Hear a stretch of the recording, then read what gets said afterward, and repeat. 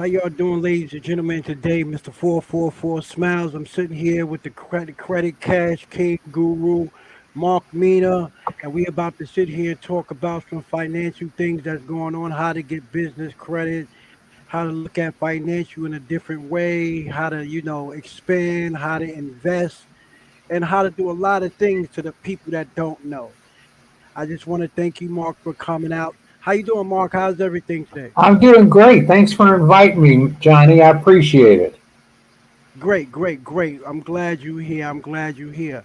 I just Me wanted to too. come bring you. I just wanted to bring you on here and give my subscribers a little bit of overall view on how business credit work, how investments work, how ROIs work, and so forth. So, but Sure. before I do this, I want to ask you a little bit about your background and where you come from and what got you into the financial world.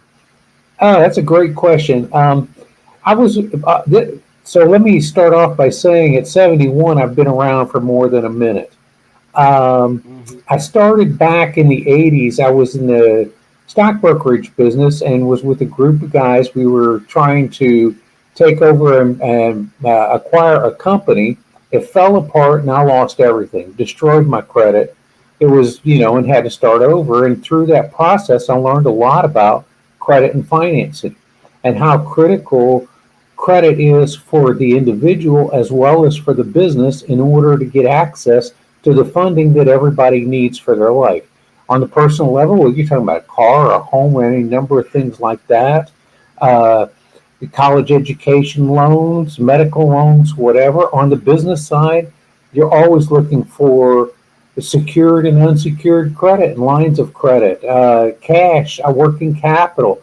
So, how do you get yourself positioned from a credit standpoint so that you can actually have a yes, yes, yes from lenders? Whether it's private lenders, whether it's banks, whether it's a secondary lender market, it doesn't matter where it comes from. How do you get there? So I've learned that.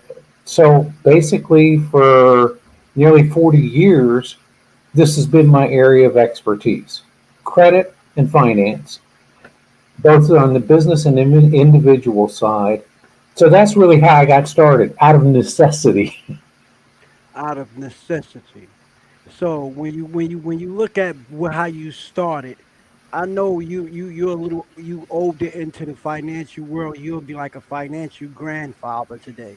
So what do you see the difference between back then dealing with businesses and credit and opposed to the new rules and the new ways of doing it now? When you first started to now, explain that huge gap. Oh, that's a great question, Johnny. I mean, it started off with it was much looser back then. It was easier to get financing because, quite honestly, the analytics, all the technology that exists today, it didn't exist back then. Let me give you an example.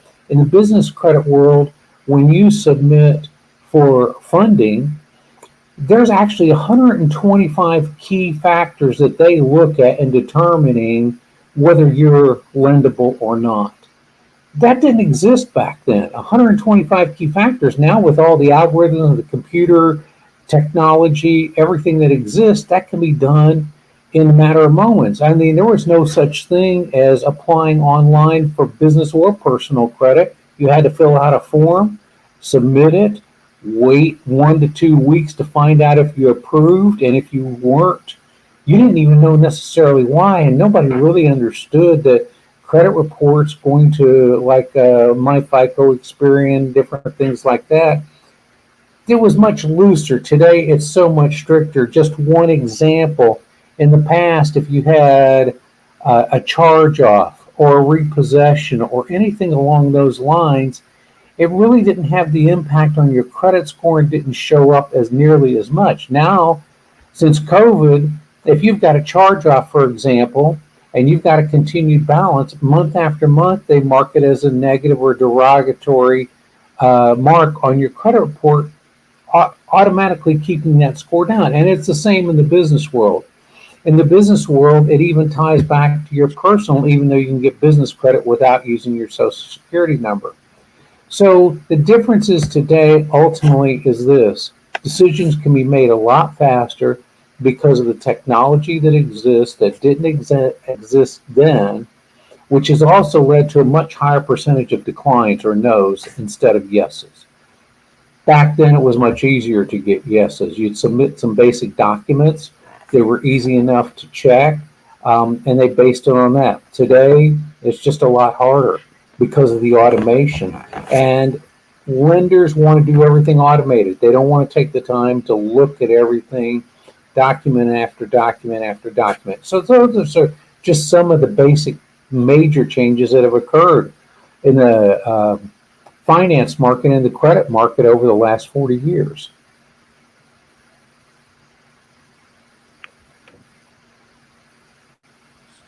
So you saying basically from the different standpoints to today and the different standpoints from back then, do you think they made it much easier today or much harder?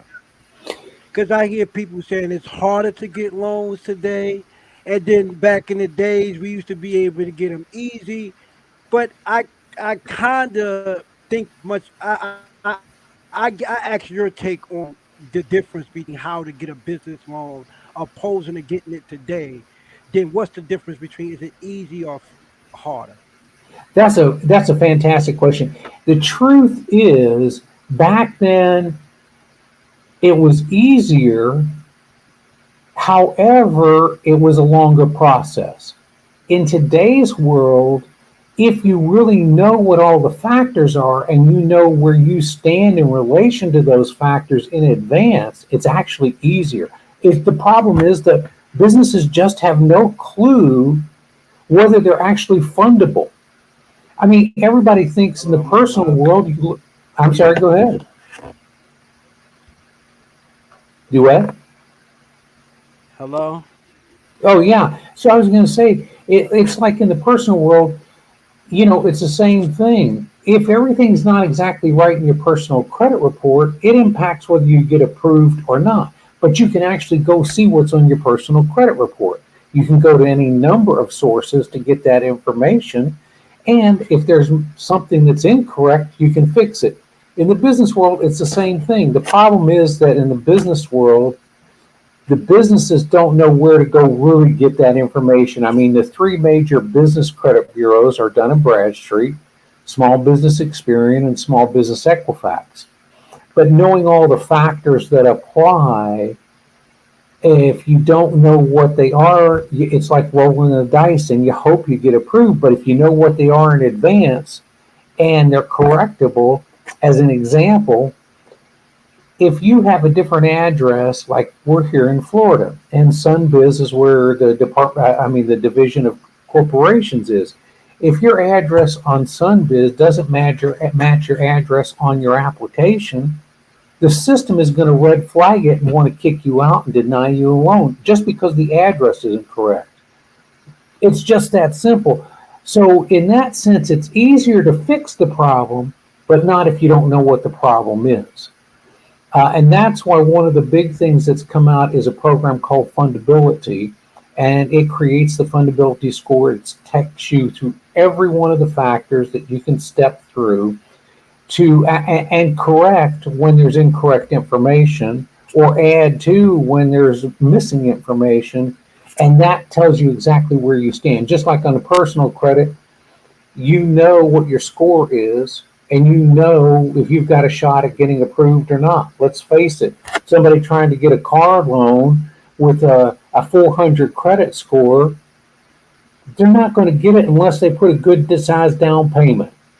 Somebody with a 800 credit score, they're going to get a great deal and a much better interest rate. It works the same way in the business world. It's easier to get denied than to get approved. But today, it's easier if you know all the factors and can look at them and fix them. It's much easier to get approved and get approved for more at a better rate.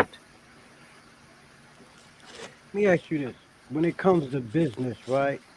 Mm-hmm. You got some people that know business. You got some people that think they know business, and then you got the people that wanting to know business, right? Right. Now, what would you recommend for a person today? Because everybody know how to do business. But do you recommend someone be an investor first or a business owner first? Which would you choose? If you I had a think that, chance to, go ahead. no, go ahead. Go ahead. I'm finished. Oh, I think the biggest question, if I was talking to someone and wanted to, that was what they were asking me, the first thing I would ask them more than anything else is, with what you've got, how do you plan on making money? If you've got, for example, let's just say, for example, you're an excellent chef and you know how to cook and you've got somebody who can run the front of the house, your money might be better invested in a restaurant than going to create passive income through other investment opportunities. But if you don't really have a way to generate revenue that you've got planned out, then investing is usually the better way to go. Especially like one of the things I do is I vet out companies that I know have a good chance of paying me at a high rate of return and in a secured investment, which means I'm creating passive income without having to go out and put in all the hours and working because I already did my homework to make sure it was a good deal. I guess the best way to describe that is you think about flippers. If you do your homework and you see what the cost is and what the potential sale is and how much you have to put into it, it's just simple math. Is that a good deal or not? And if it is, and you have the experience or experienced team, I would say you go that route. So it's always a matter of, do you have a plan already in place that can generate revenue for you? That's where I would say, if that's the case, go to your own business. If not, then look at investment from a passive income standpoint and then use that money as you put your plan together to go forward with your own business. So basically, you saying, do I want my chair in a boat or do I want my chair in an office? Which one do I want to sit down in? Do I want to go sit on my boat while my investment work for you, or do I want to sit in my office to be a CEO? So, is what do Absolutely. you want? Is what's preference? What chair you decide to sit in? You got some people that want to go sit on the boat and be fishing. They sit chair in the boat. Then you got some people that wants to be behind the scenes and wants to know what's going on. A general manager, micromanage what's going on because they some sort of an action junkie and they love action. I totally get that. Along those lines, here's what most people don't understand is that you could actually do both. If you have really great credit, personal credit, there's ways to partner up as a credit partner with businesses that need to get more capital and credit, where now you don't even have to use your hard dollar cash. You can use your credit to generate revenue from a passive income standpoint by being paired with a company that needs the assistance. Just as one example, I have a company I work with. They're an LLC. They do a lot of great work. They are one of the top in their field, working for companies that actually fix up apartments, fix up houses that they go back out and lease. And this company just doesn't have the personal credit strength and have never built the business credit. So somebody that came in with great credit could be a great credit partner for them and simply get paid for allowing them to use the credit because they're going to be able to get the cash that they need to expand their business and they're going to share in those profits with somebody who has credit. Now you've got passive income and you can still go use your own cash to build your own business at the same time. It's It's another way to sort of go. like it's sort of like when you look at how Walmart and most of these companies built their distribution company. So when you think about how they built their distribution company, they outsourced so much to be able to insource it. So what they Yes, did was they outsourced so much business to all these trucking companies saying if you pick up our goods, if you do this, you can do that. To where they was able to get enough money to purchase their own trucks through the life of the truck or the life of the business. So most of these businesses built like they outsource trucks, but you is another way of to outsource your credit. Is if you don't have the truck, outsource your truck or the credit, you make get more money if you outsource your credit than the truck because the life on a truck is not long. The life on your credit could be astronomical if you have someone to walk you through the steps of how to take care of your credit. Correct. Absolutely. Now let And me as ask you, you this. I was going to say, as you know, we have helped companies get paired up with credit partners, and those credit partners have made a lot of money just using their own credit to help those businesses grow. Because they, once you see how solid the business is, but again, the business can't get a bank loan or a standard loan because all the factors that are needed to get the approval Mhm. isn't there. So the computer system kicks them out. Now you take someone with the right credit, it says yes. I can say me and you probably knowing you, we probably did over $5 to $10 million in business between me and you. We probably did over 10 million plus. I think it's more because if Well, you look since at we've met easily, yes, it's no if you look question. I mean, at go ahead. the pizza and you look at these pizza deals and we done traveled to many different businesses evaluated. We done been around the whole state of Florida basically from all over to evaluate business. So I understand from a standpoint and work through how much we built. But these were the people that had money and we just had to go say it's all right for them to spend it here. Sure. But now let me ask you this. If a person had anywhere from a zero to $1 million, what would you say with nothing they can't invest nothing from Well, of zero course, if to nobody has any bad dollars, credit that don't have the credit sourcing and they don't have money? yeah. So here's the first thing I tell somebody: let's assume someone doesn't have any cash to invest and their credit is not very good.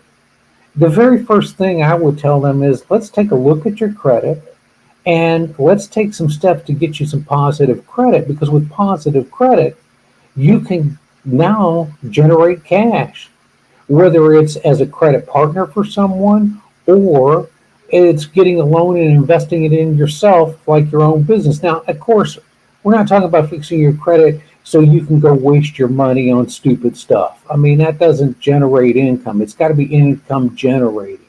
So you can get there, but there's even a program, Johnny, that I have access to where this will sound crazy, but somebody can invest $1,000 and get $1 a day Monday through Friday, and they're going to get $260 back over the course of a year on $1,000. Well, that doesn't sound like a lot, but that's a 26% return.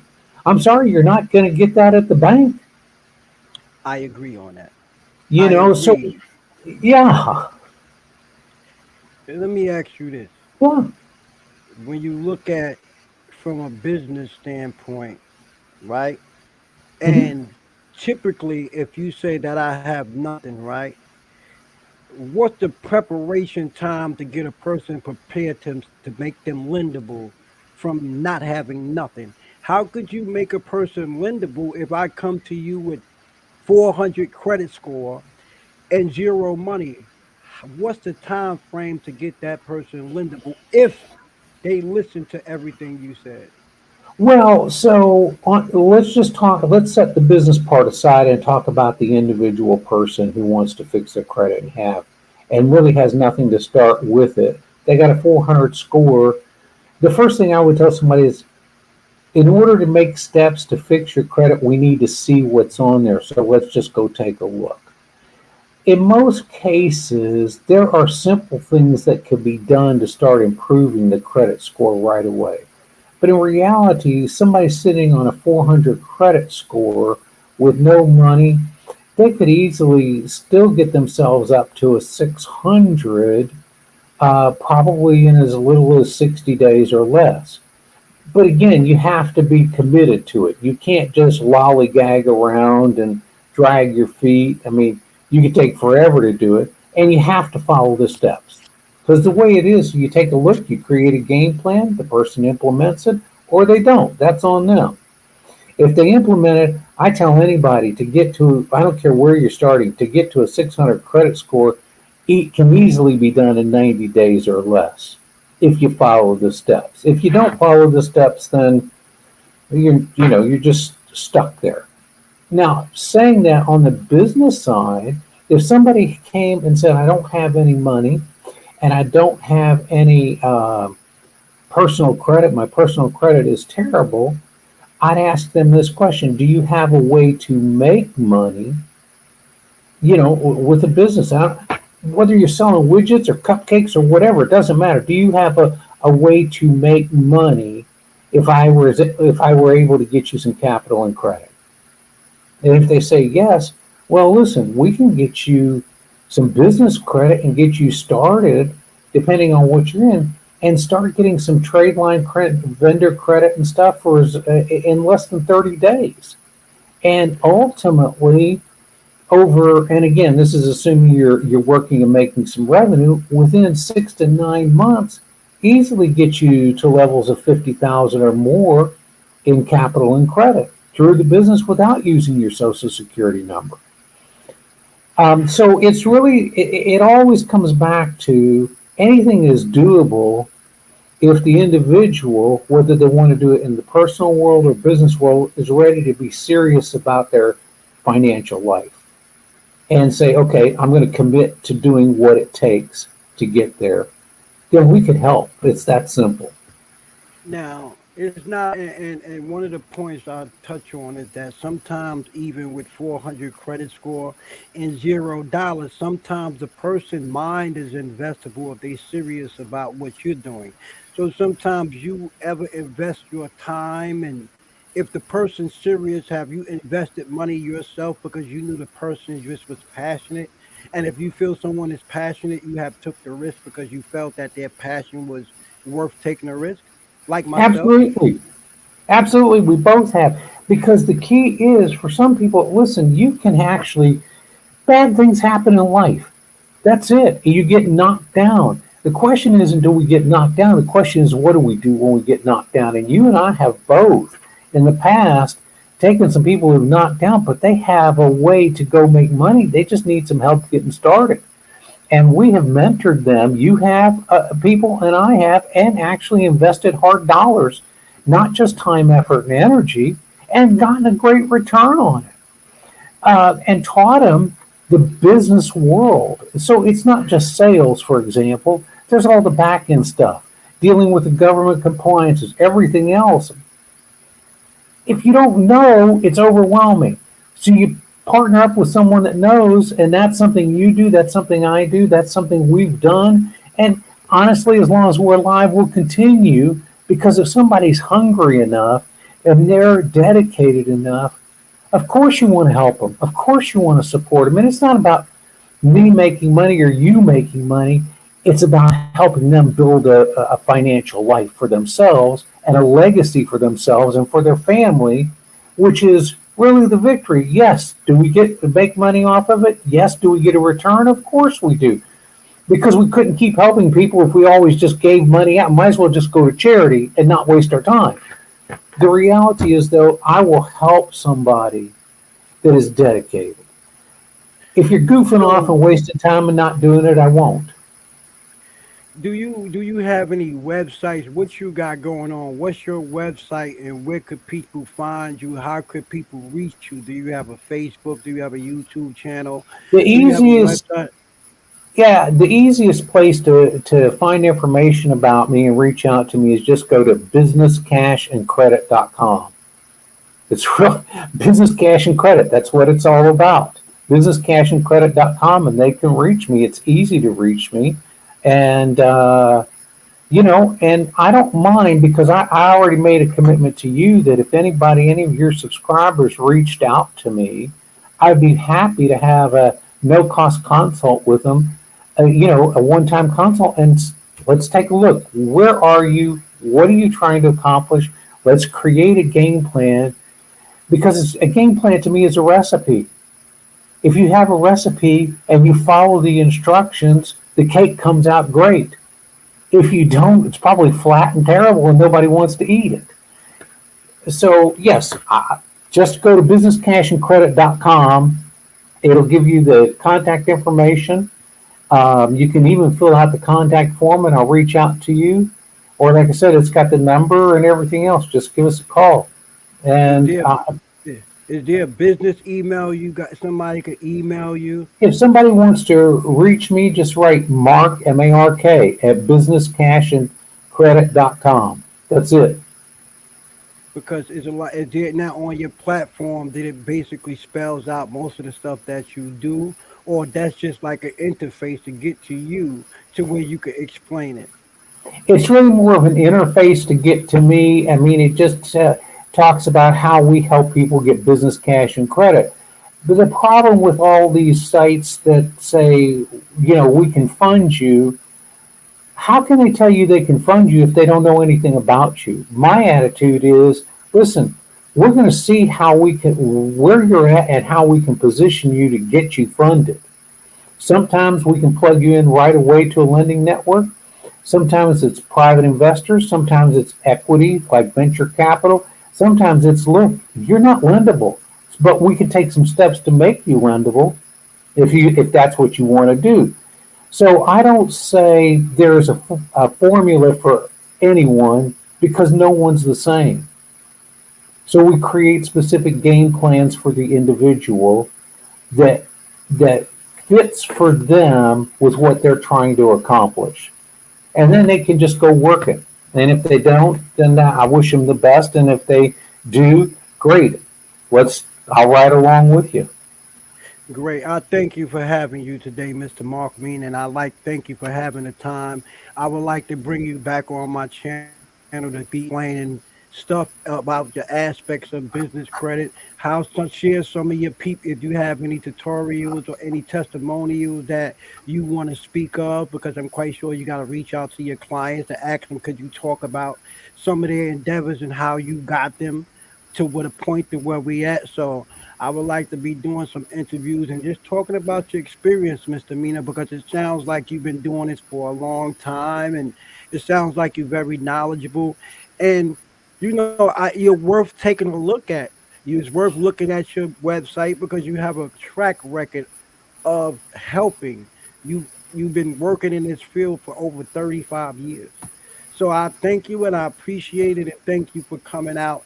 And I'll be reaching out to you and I'll be putting your YouTube link in the chat for my subscribers to reach out to you so they can send you some more business. I appreciate you. You have a great day and God bless you, Mr. Mina. God bless you. Thank you for your time, Mr. Neal. I appreciate it. Have a wonderful All right. day. You too. Thanks.